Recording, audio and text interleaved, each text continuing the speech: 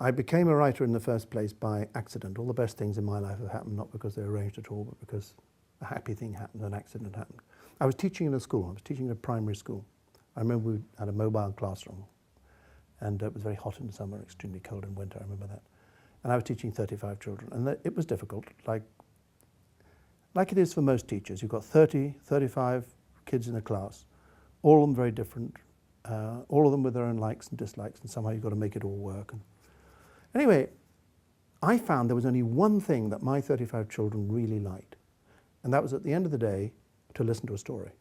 So I'd be reading them stories from 3 o'clock to 3:30 because my head teacher told me to do this. It was a policy in the school. Everyone had to do stories between 3 and 3:30, and we'd read the stories. And the kids loved it. It was what they looked forward to all day, was to sit down, not their desks, on the floor, and you'd read the story.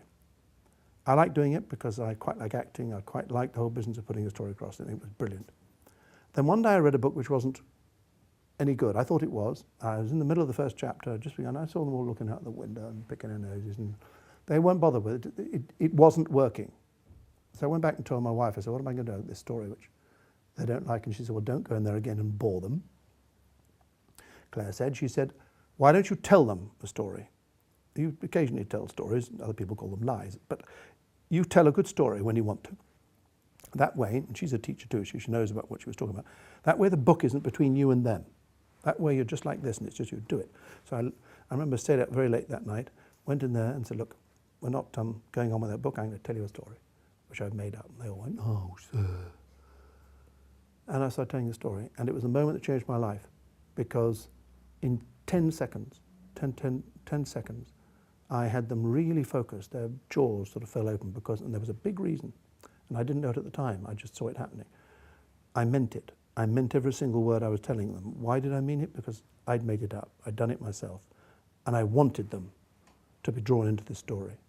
And 10 minutes later, they were just completely lost in it. Now, this wasn't a good story, I know it. It was published later.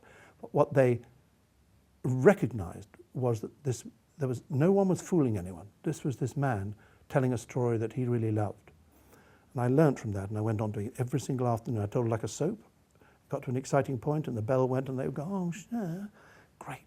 Off they went back home, and we do the same thing the next day. And on a Friday afternoon, it's a true story, head teacher comes in, and she's there, and she's got her arms folded, and she's heard about Mr. Morpurgo's stories, and she wants to hear them. So I go on my story, and I finish it because it's Friday afternoon. She comes up to me after, she said, Michael, that was very good, Michael, very good indeed. I want you to write it out to me and give it to me on Monday morning, because I have a friend who works at Macmillan, a publisher in London, and we shall send them off.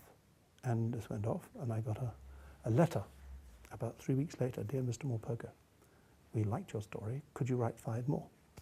And you will be paid £75. I thought, that's how I became a writer, pure accident. And when I'd done one book, they were very pleased with it. I think it sold okay, not brilliant.